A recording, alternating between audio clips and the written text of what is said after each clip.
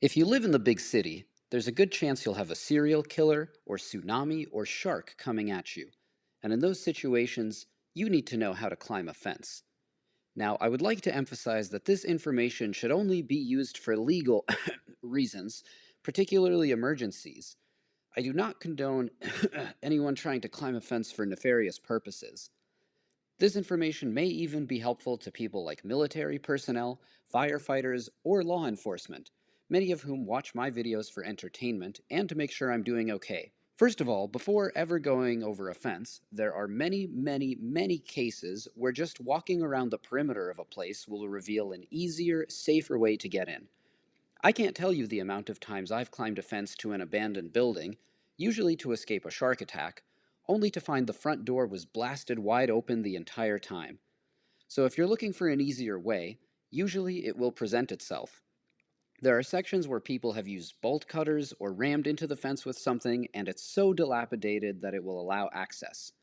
Also, negligence is a possibility. Sometimes, if you come to a place day in and day out, you may notice that someone has forgotten to lock a gate. Now, one of the most useful things when it comes to dealing with fences is not just about knowing the fence itself, but your surroundings.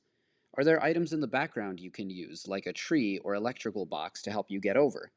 Even for the most forbidding of fences, you will usually notice some kind of point where the fence is a bit easier to climb. One of the most important elements when climbing is a sturdy pair of gloves, which will give you more grip and prevent damage to your hands and sensitive little fingies. Climbing with a partner will ensure you don't trip and get left hanging like a scarecrow. Think about when you can go under the fence as well. In my experience, if you can fit your foot angled vertically under a fence, provided you're on the thinner side, you can usually slip under. Sometimes, fences are locked in such a way that you can slip between them as well. It's best to plan out your route before you start climbing and visualize it to minimize error. Spot the handholds and footholds. I recommend using what I call the Quentin Tarantino method of climbing. Always think about feet. Let's examine the types of fences that exist. Number 1. Short fences, or shorties.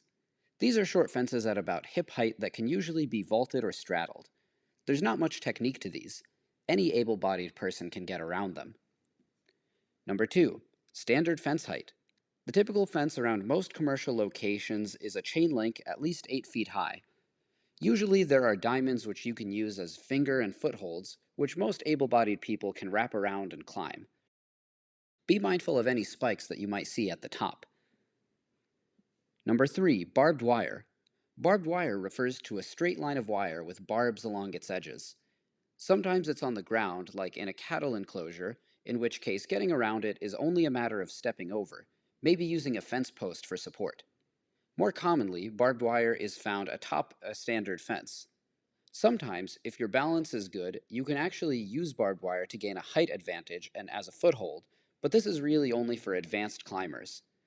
You may notice some bits of barbed wire are old and dilapidated, and things like mounting brackets can be used to your advantage.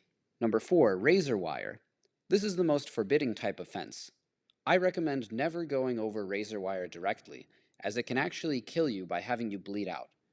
Always look for a smart way around it, maybe a break in the actual fencing. Number 5. Anti-climb fence. Despite the name, an anti-climb fence is not the most difficult type of fence to mount. Look at the crossbars, what hand and footholds you can use, especially if there's a hole for a lock. There are 2 types of fences that come to mind. One has tiny diamonds, while the other has sharp points on the top. You may find that using certain tools, like an extension ladder, ropes, grappling hooks, hand hooks, and crampons, will make it easier for you to climb. While this video focuses on North American fences, European-style fences are some of the worst ones. They're flimsy, and the holds are too small to have a solid grip. Plus, they have sharp points at the top which can prick you easily. Practice climbing, particularly pull-ups. Refine your technique, and get creative about ways around the fence. Remember that nowhere is completely impenetrable. This video was inspired by an old thread on UER called Fence Bypass Tutorial, which does an even better job of explaining this stuff than me. Go check it out, and happy climbing. You can see the top of the fence here. It's not really great to hold except for that tiny little section here, which is good because you can use that concrete pillar to stand on And also there's that diagonal beam as well that you can use. A lot of this is about observation. You can see that there's one of the broken fence posts right here, which might allow you enough space to just slip through and squeeze in. You can see that the barbed wire is kind of tamped down on this side here. That wooden part makes a platform that you can kind of stand on as well. You can also use the lock, which is pretty stably in place, and then you climb over onto the other side, and then you can avoid all this stuff. See, if you try going up this way, you're going straight into the barbed wire, but if you can kind of do a little wall run up, and it's only about 7 or 8 feet tall or so, grab the top of this nearby building, you can kind of avoid all of that. So this is your typical anti-climb fence, and once again, even within the anti-climb fence, if you can get your hands to the top of those posts, that'll give you a huge advantage. And it is really tiny, but you can sort of use those little end pieces as tiny footholds if possible. And it does hurt, so I wouldn't recommend doing it without gloves, but you can kind of squeeze your fingers in between those. I wouldn't do it without gloves though. You can see once you're on the other side, it's a little easier because you've got the fence posts. But like I said, sometimes the front is just blasted wide open and you don't even have to do all that. Yeah, as you can see, it's kind of a ghost town here. This whole block is abandoned. But as far as this area is concerned, you've got barbed wire on one side and then no barbed wire here. So pretty obvious choice. Another good example here, barbed wire on one side but not on the other.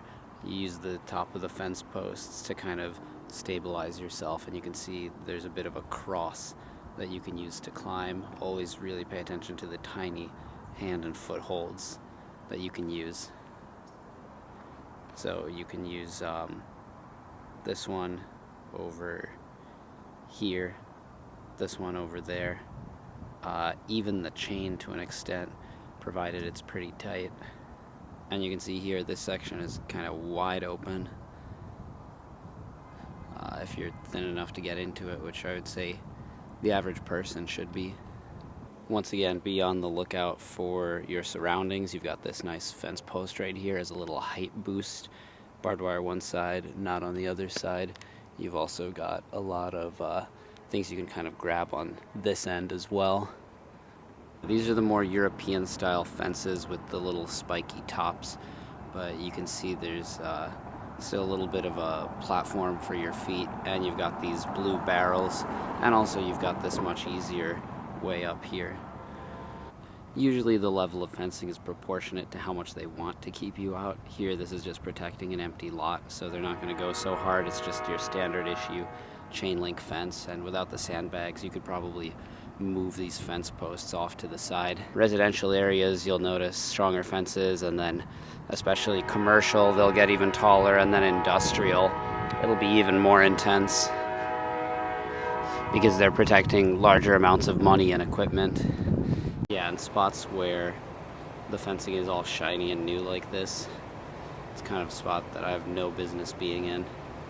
For sure this is a trickier one because of the spiky fence post, but you've got the top of the pole here, and you can even maybe squeeze your feet onto some of these rope areas as footholds too. You can see the razor wire sections here, but one advantage if you're on the other side is you have this little trailer you can climb onto, or you'll notice there's a lot of other kind of creative holds here. Foothold here, foot or handhold here, then the top poles, and then on the other side you can see there's a pole as well. So it is possible to get out if you really need to in an emergency. This looks like an anti-climb fence topped with barbed wire, but you're actually able to stand on this other fence and even potentially use this little satellite to get yourself over. And then getting back is not going to be so easy, but at least you can kind of, it's a far jump down, but that is a way if you need to get in and out.